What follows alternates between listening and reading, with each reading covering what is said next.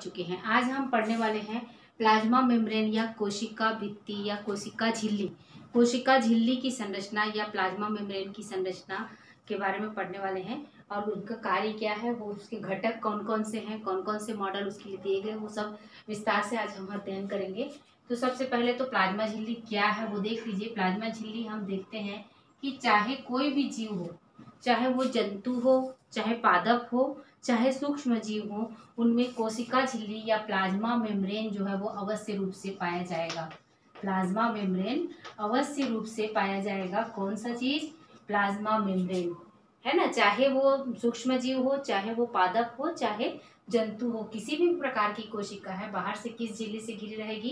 Plasma membrane से घिरी रहेगी या कोशिका झिल्ली से घिरी रहेगी। तो यह प्लाज्मा मेम्ब्रेन एक पतली, लचीली, अर्धपारगम्य झिल्ली होती है जो समस्त जीव द्रव्य की पदार्थ को घेरे रहती है। चारों तरफ से एक सुरक्षात्मक आवरण प्रदान करती है और साथ ही साथ ये आकार प्रदान करती है, जीव द्रव्य को आकार प्रदान करती है। और बाहर एक सुरक्षात्मक पतली लचीली झिल्ली होती है, अर्धपारगम्य झिल्ली, जो जीव द्रव्य को आकार प्रदान करती है तथा बाह्य वातावरण से कोशिका के एक कोशिका से दूसरी कोशिका में और कोशिका के बाह्य वातावरण से कोशिका के अंदर की ओर पदार्थों के आवागमन में मदद करती है। ये हो गई कोशिका झिल्ली की सामान्य बात।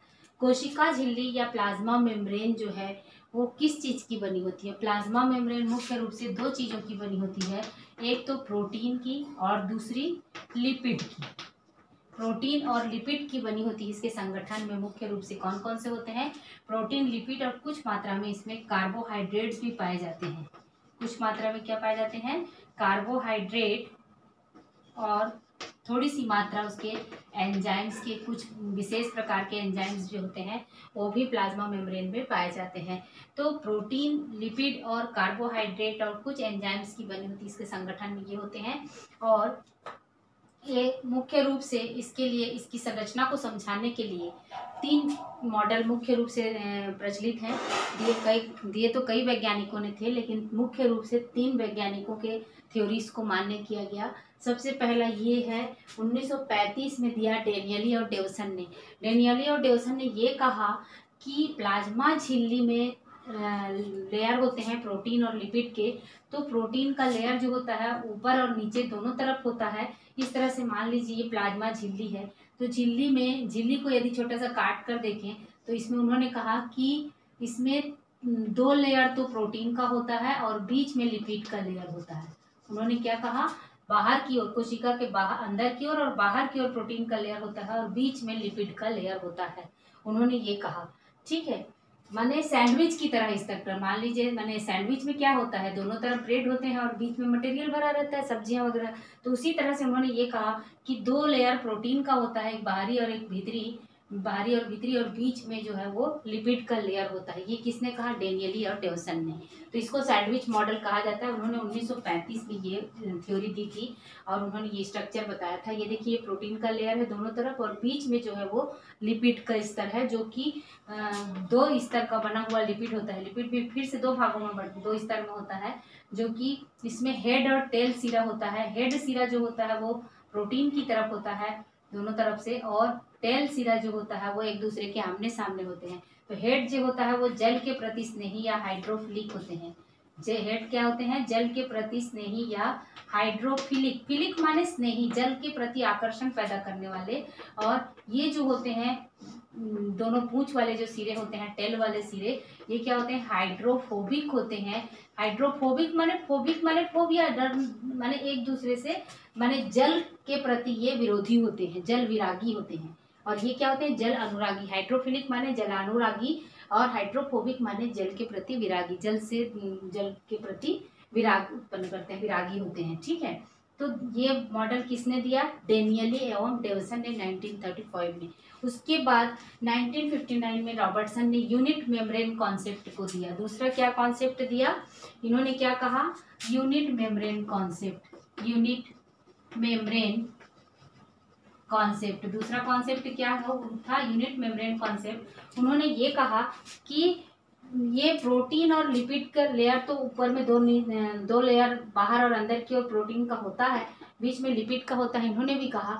लेकिन इन्होंने ये कहा कि बाहर से जो प्रोटीन होता है वो 20 एंगस्ट्रॉम मोटा होता है और भीतरी प्रोटीन 20 एंगस्ट्राम मोटा होता है और बीच में जो लिपिड का लेयर होता है लगभग 35 एंगस्ट्राम तक का होता है।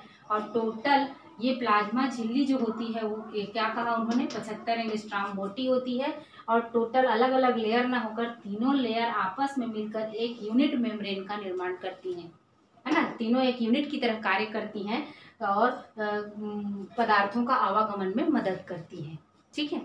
तो उन्होंने क्या कहा रॉबर्टसन ने 1959 में कि ये एक यूनिट की भांति कार्य करती हैं और इस यूनिट में 50 एंगस्ट्राम बाह्य प्रोटीन का, 20 एंगस्ट्राम बाह्य प्रोटीन का, 20 एंगस्ट्राम आंतरिक प्रोटीन का और 35 जो है वो लिपिड का लेयर होता है। तीनों मिलाकर 75 एंगस्ट्राम मोटी होती है प्लाज्मा मेम्ब्रेन का। और ये तीनों मिलकर एक यूनिट के रूप में काम करती हैं, इसलिए इसको इन्होंने क्या कहा यूनिट मेम्ब्रेन कॉन्सेप्ट कहा।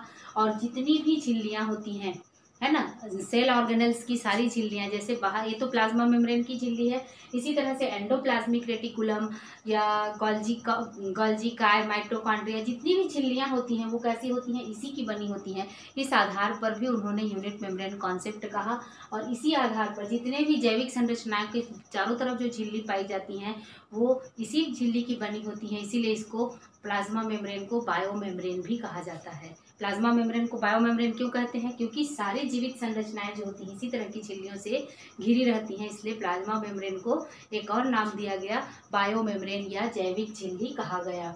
उसके बाद आते हैं 1972 में एक और मॉडल आया जो कि सबसे बेहतर मॉडल माना जाता है प्लाज्मा मेम्ब्रेन का और सबसे इम्पॉर्टेंट मॉडल है, सिंगर और निकलसन ने दिया। सिंगर और निकलसन ने क्या दिया 1972 में फ्लूइड मोज़ेक मॉडल, इसका नाम लिख लीजिए फ्लूइड मोज़ेक मॉडल, द्रवीय फ्लूइड मोज़ेक मॉडल दिया, जिसको हिंदी में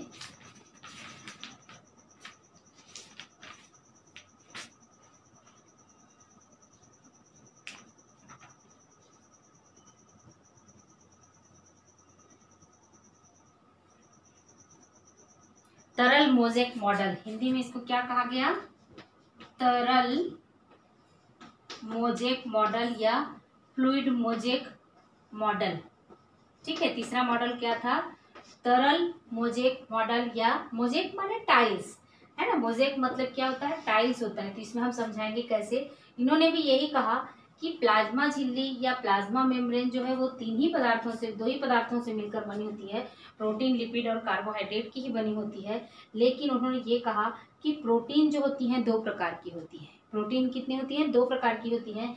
एक तो परिधीय प्रोटीन होती हैं जिनको उन्होंने क्या कहा, पेरिफेरल प्रोटीन, और दूसरी जो होती हैं वो वसा लेयर के अंदर में धसी हुई रहती हैं, उनको उन्होंने कहा इंटीग्रल या आंतर प्रोटीन। क्या कहा, इंटीग्रल या आंतर प्रोटीन कहा। और लिपिड उसी तरह से दो स्तर की बनी रहती हैं और उनके हेड सिरे जो होते हैं प्रोटीन की ओर होते हैं और टेल सिरे जो होते हैं वो किसके होते हैं, फास्फोलिपिड्स के बने होते हैं ये। और टेल सिरे जो हैं वो एक दूसरे के सम्मुख स्थित होते हैं। तो एक दूसरे के सम्मुख स्थित लेयर को हम अभी बता चुके हैं, हाइड्रोफोबिक लेयर, और एक दूसरे के जो विपरीत सिरे में हेड के रूप में है ये हाइड्रोफिलिक होते हैं। ये जल के प्रति स्नेही होते हैं और हाइड्रोफोबिक लेयर जो होते हैं वो जल विरोधी होते हैं या जल विरागी होते हैं। तो इन्होंने सिंगर और निकलसन ने ये बात कही कि प्रोटीन और लिपिड और प्रोटीन के मॉडल जो है वो अणु जो हैं आपस में टाइल्स की भांति एकदम गुथे हुए रहते हैं। लिपिड के अणुओं के बीच बीच में ये प्रोटीन के अणु भी उसमें सधे हुए रहते हैं, धसे हुए रहते हैं। तो इसको उन्होंने क्या कहा, लिपिड जो है वो अर्ध तरल द्रव के रूप में होता है। उन्होंने ये कल्पना की, कहा कि लिपिड जो है अर्ध तरल द्रव के रूप में होता है और प्रोटीन के अणु उसमें धसे हुए रहते हैं या तैरते रहते हैं। तो उन्होंने मतलब समुद्र में जिस तरह से और महाद्वीप होते हैं उसी तरह से लिपिड के समुद्र में प्रोटीन का महाद्वीप, इस तरह से कल्पना की और ये वाला मॉडल प्रस्तुत किया, फ्लूइड मोज़ेक मॉडल। फ्लूइड माने तरल, लिपिड को उन्होंने क्या कहा, अर्ध तरल द्रव के तरल के रूप में माना और प्रोटीन को उसमें क्या कहा, टाइल्स में के रूप में माना। तो फ्लूइड मोज़ेक मॉडल उन्होंने यही दिया कि प्रोटीन दो प्रकार के हैं, पेरिफेरल और इंटीग्रल, और लिपिड क्या होते हैं, द्रवीय रूप में है और उसमें प्रोटीन जो है वो धसे हुए रहते हैं। उसके अलावा एक और चीज उन्होंने बताया कि ग्लाइकोप्रोटीन और ग्लाइकोलिपिड्स पाए जाते हैं। ग्लाइकोलिपिड्स जो होते हैं कार्बोहाइड्रेट के चेन पाए जाते हैं प्लाज्मा मेम्ब्रेन में या कोशिका झिल्ली में कार्बोहाइड्रेट के अणुओं के चेन पाए जाते हैं। और ये चेन जो होते हैं वो स्पेसिफिक अणुओं को अपने तरफ आकर्षित करने के लिए विशेषीकृत होते हैं। तो ये ग्लाइकोलिपिड जो होते हैं वो किसी भी अन्य कोशिका या बाह्य पदार्थ या बाह्य प्रोटीन को पहचानने में इनको कोशिका झिल्ली को मदद करते हैं, है ना। तो ग्लाइकोलिपिड जो लिपिड से जुड़े हुए कार्बोहाइड्रेट के चेन पाए जाते हैं उनको ग्लाइकोलिपिड कहा जाता है, और जो प्रोटीन के अणुओं के साथ में जुड़े रहते हैं उनको ग्लाइकोप्रोटीन कहा जाता है। ठीक है, तो ये मुख्य रूप से यही 3 बातें हैं सिंगल और निकल्सन के मॉडल में कि प्रोटीन 2 प्रकार के हैं, एक धसे हुए और एक परिधि में पाए जाते हैं। लिपिड का 2 स्तर स्थित होता है, हेड सिरा एक दूसरे के विपरीत होता है और टेल सिरा एक दूसरे के सामने की ओर स्थित होता है। और तरल अर्ध तरल द्रव के रूप में लिपिड होता है जिसमें प्रोटीन के अणु धंसे रहते हैं। और साथ ही साथ ये प्रोटीन के अणु कई बार एक सिरे से दूसरे सिरे को पार कर गए रहते हैं और कुछ धंसे हुए रहते हैं।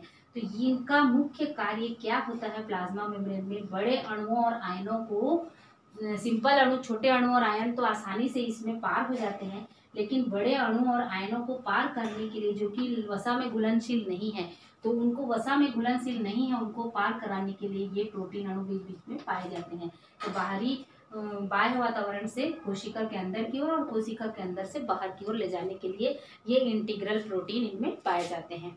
तो अभी आपको 3 मॉडल याद करना है। डेनियली और डेवसन ने दिया सैंडविच मॉडल 1935 में, और 1959 में रॉबर्टसन ने दिया यूनिट मेम्ब्रेन कॉन्सेप्ट, और 1972 में सिंगर और निकल्सन ने दिया कौन सा मॉडल, फ्लूइड मोज़ेक मॉडल। तो सबसे इम्पॉर्टेंट मॉडल है फ्लूइड मोज़ेक मॉडल।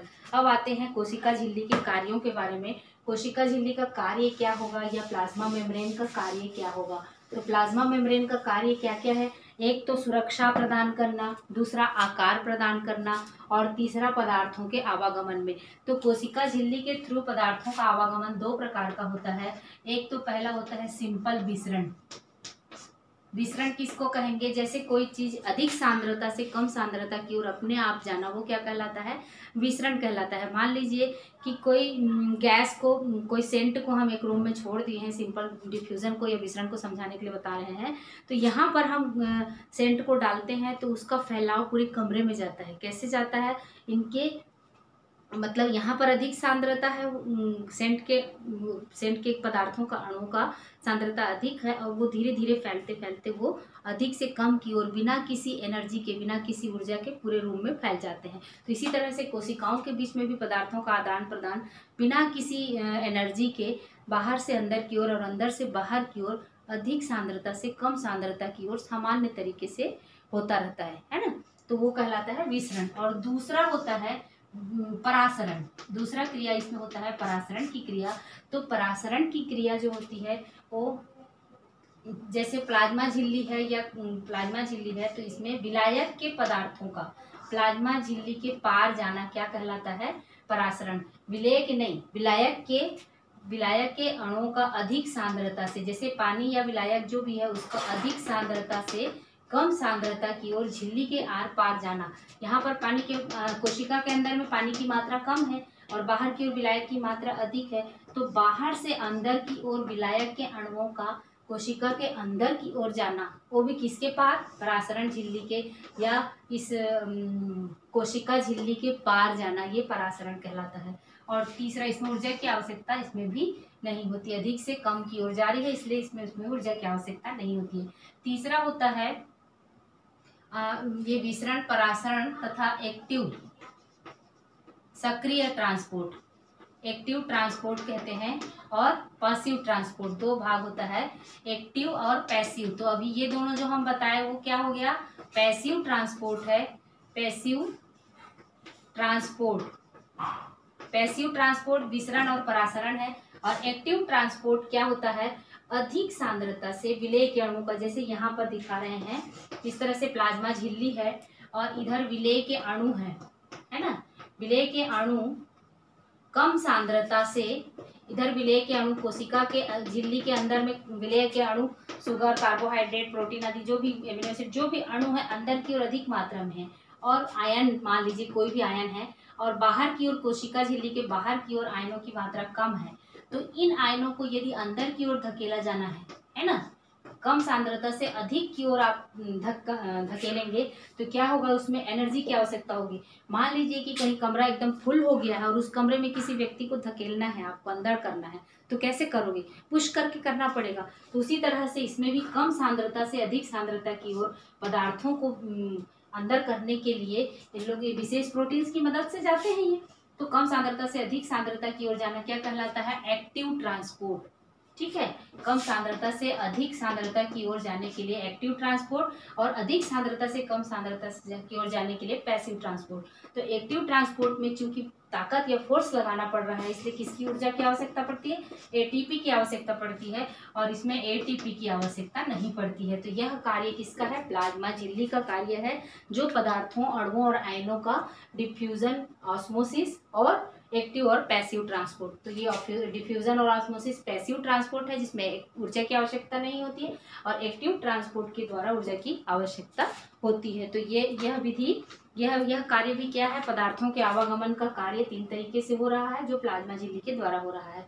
उसके अलावा एक और क्रिया होती है जो प्लाज्मा झिल्ली के द्वारा होती है, उसको कहते हैं फाइगोसाइटोसिस। क्या होती है, फाइगोसाइटोसिस, लिख लीजिए इसको।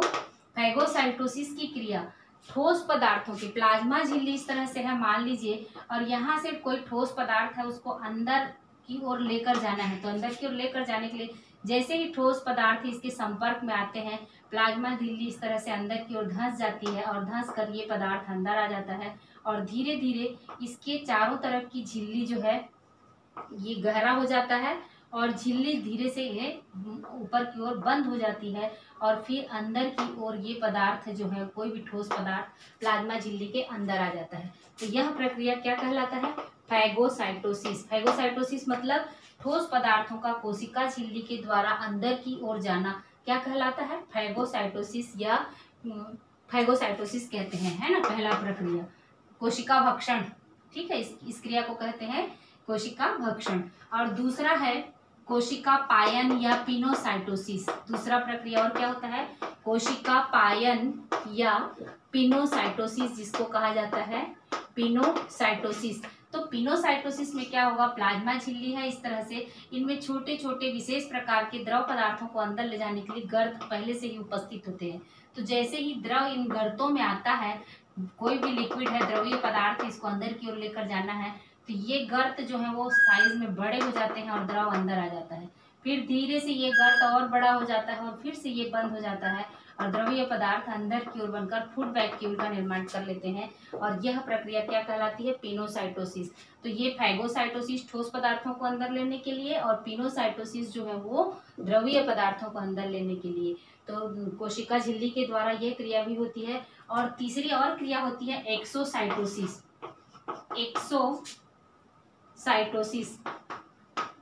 एक्सोसाइटोसिस की क्रिया कब होती है, जब फैगोसाइटोसिस के द्वारा ठोस पदार्थों को अंदर ले लिया जाता है, और फूड वैक्यूल के रूप में अंदर ले लिया जाता है। जैसे कि कोई भी कीड़े मकोड़े या कोई भी ठोस पदार्थ या प्रोटीन या जो भी है, जो बॉडी के लिए अंदर आया है कोशिका के अंदर, फिर इस कोशिका के अंदर फूड वैक्यूल के अंदर एंजाइम्स के द्वारा इनको पचा लिया जाता है, और पचाने के बाद फिर से वापस से इनको ये धीरे धीरे ये फूड वैक्यूल किनारे की ओर जाते जाते क्या करते हैं, यहाँ पर पहुंच जाते हैं प्लाज्मा झिल्ली के पास, और फट जाते हैं। जरूरी पदार्थ तो कोशिका के द्वारा अवशोषित कर लिए जाते हैं, लेकिन गैर जरूरी ये अपशिष्ट पदार्थ जो होते हैं वो बाहर की ओर यहाँ पर कोशिका झिल्ली से जुड़ जाता है, और ये यहाँ पर जाकर फट जाता है, और बाहर की ओर ये द्रव जो है वो अवशिष्ट पदार्थ बाहर निकल जाते हैं। तो ये क्रिया क्या कहलाता है, एक्सोसाइटोसिस, माने फूड वैक्यूल के बाहर की ओर फटकर अवशिष्ट पदार्थों का बाहर निकलना क्या कहलाता है, एक्सोसाइटोसिस। ये जैसे अमीबा जैसे और अमीबा पैरामीशियम आदि सूक्ष्म जीवों में इस विधि के द्वारा एक्सक्रीटरी मटेरियल को या उत्सर्जी पदार्थों को बाहर निकाला जाता है। तो ये 3 मुख्य क्रिया कोशिका झिल्ली के अंतर्गत आपको पढ़ना बहुत जरूरी है, फैगोसाइटोसिस, पिनोसाइटोसिस और एक्सोसाइटोसिस। उसके अलावा एक्टिव और पैसिव ट्रांसपोर्ट, उसके अलावा उसका और मुख्य कार्य और क्या पढ़े हम, बाह्य सुरक्षा प्रदान करना, और साथ ही साथ विभिन्न एंजाइम्स को अवशोषित होने के लिए सतह प्रदान करना। तो ये हो गया कोशिका झिल्ली से रिलेटेड महत्वपूर्ण बातें। कोशिका झिल्ली के तीनों कॉन्सेप्ट को पढ़ लीजिए अच्छे से, और उसके कार्यों को पढ़ लीजिए प्लाज्मा मेम्ब्रेन के। ठीक है, हम मिलते हैं नेक्स्ट वीडियो में।